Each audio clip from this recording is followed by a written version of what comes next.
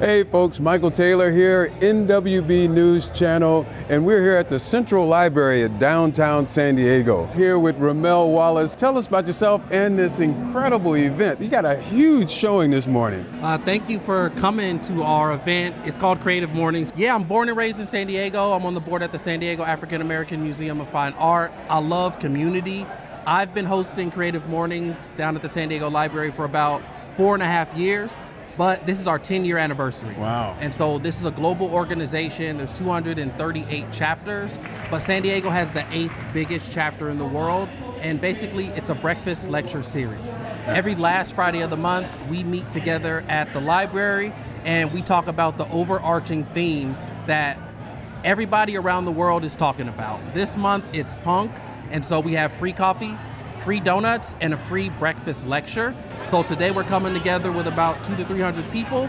They're gonna listen to this lecture. They're gonna share the stage at Creative Morning because that's one of our values, is that this is not just Ramel's stage, this is not just the Creative Morning stage, this is the community stage. So we have those collective conversations and visions, and I'm just here to be a vessel and an instrument for those visions to come to fruition. And we're standing here with Tim Pyle here, and he's going to speak this morning. Well, I guess the theme overall is punk, but I was more involved in an adjacent scene from the 80s, which was the mod ska scene here in San Diego. Okay. I was what we might call a rude boy back then. I had a Vespa scooter. We wore our Doc Martens. We had like a look, definitely. I was in a scooter club, right? So we were the first scooter club here in North America. And it was a group of guys. We were multiracial, all from different parts of San Diego. But the thing that brought us together was the mod subculture, and we all had these scooters. So you had to have the scooter to be a part of the club. We jokingly did look a little like, some kind of gang, but we were not anything like that. We were just a bunch of dudes that loved music. We loved this culture, and we represented it. Now, it's something that really came out of the 60s in the UK, but in the late 70s, there's a legendary film that came out that really fed this.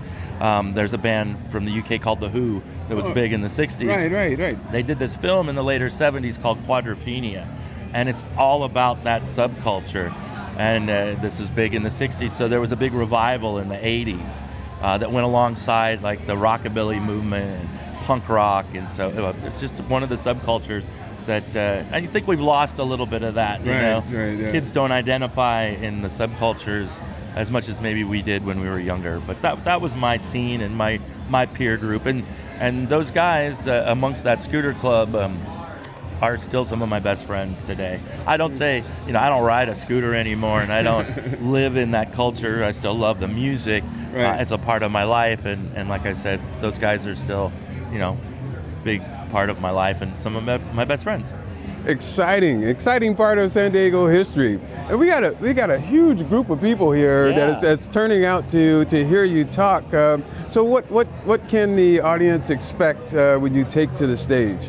So not only that element of my life, but I've been involved in the music community in San Diego, well, pretty much my entire life. But in the last 25, 30 years, I've been directly involved and been able to help and assist bands and get them played on the radio and get them played in venues like the Casbah or the Belly Up Tavern.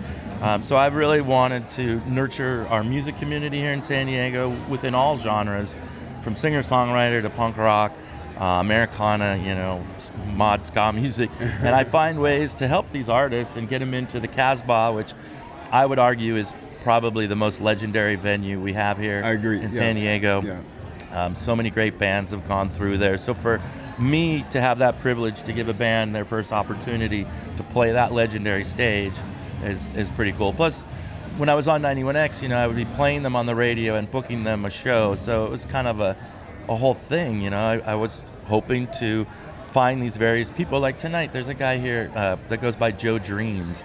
He's a hip-hop artist here in San Diego, and he goes and performs out in front of venues and big concerts, and he stands on his little mobile speaker. Wow. And he has a song called Slam Diego. This is how I first found him, and this is when the Padres were really pushing the Slam Diego thing. And so he does this whole thing, and it inspires me because he's such a amazing dude that he goes, out in front of venues. He's just hustling. Yeah, I love his hustle. I'd like to see more hustle in San Diego. We're not like the like hub LA or New York. Yeah, we're not like, we have great art, music, and culture here, but you got to work to find it sometimes. It's nice to see stuff like this and the response, and I'm a little overwhelmed by the amount of people, and I know they're not all here for me. Well, actually, they are here for you. You are to speak, and I really love that, using your platform to spotlight and promote artists.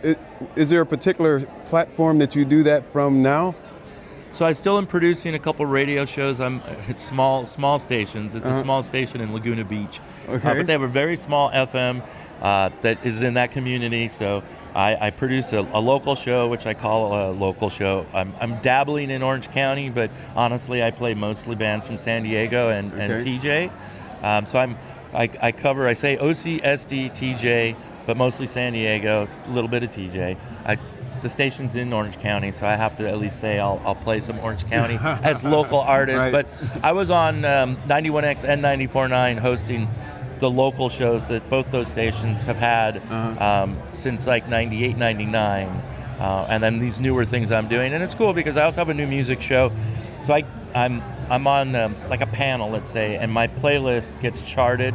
So I'm still having access to the music being sent to me and the ability to go see these artists when they perform in San Diego. What's the name of the new music show? It's called the FTP New Music Show. Okay. It could be many things. Let's just say it's for the people. Right. But my initials are also TP, so FTP, whatever. And so really quickly, if people want to follow you, sure you at social media, where would they follow you on your social media? Honestly, I'm the local Pyle, the local Pyle. That's like Instagram is the easiest one. Okay. And I post a lot of different things on there. I post, clips of all the shows I go to and fun stuff, the people I meet. And yeah, I love this town. I think it's a great city. It definitely could be a better hub of music, art, and culture. So I appreciate your support and looking forward to meeting more people here. I don't know. It's all about the connections and what we can do as a group, as a family. So I look forward to it. That is what's up. Thank you, Tim Pyle, and we're gonna let you mingle some more and get ready for your talk. Thank you so much, Appreciate brother. All right. Love your smile. All right, brother. And talk about the schedule that you run through starting at 9 o'clock. Okay, so doors open at 8:15. Okay. People start coming in, they start networking, as you can see behind me. Around 9 o'clock, I get on the stage, I do a shout out, I tell people about Creative Mornings. It's usually about 50% that have never been, and 50% of the crowd are returning. So I explain what the organization is. We go through the manifesto, where we usually ask someone to volunteer to come and say it, because it's something magical when our values are spoken out of someone from the audience's mouth. And then we give a shout out to our sponsors. Right now, Adobe is the major sponsor, Big Brother, Big Sister as well. And then we do our 30-second pitch. So anybody that comes and signs up for our 30-second pitch, you have 30 seconds to come up on the stage and tell the story about your event, who you are as a person, or just, what you do and what your small business is doing. And that's a way that we share the stage with the crowd. And then we get into our conversation with our speaker. It's about 20 to 30 minutes, and then it ends with a Q&A. And then at 10 o'clock, we let people go and start their weekend. Yeah, and free coffee and free donuts. Free coffee and free donuts. All right, thank you very much, Ramel. I'm gonna let you, you got a lot to do to get ready. And so this is a fantastic event. Thank you for inviting NWB News here, and we look forward to many more in the future. Thank you. Shout out to NWB. All right, very good. That's what's up, man. Thank you, brother.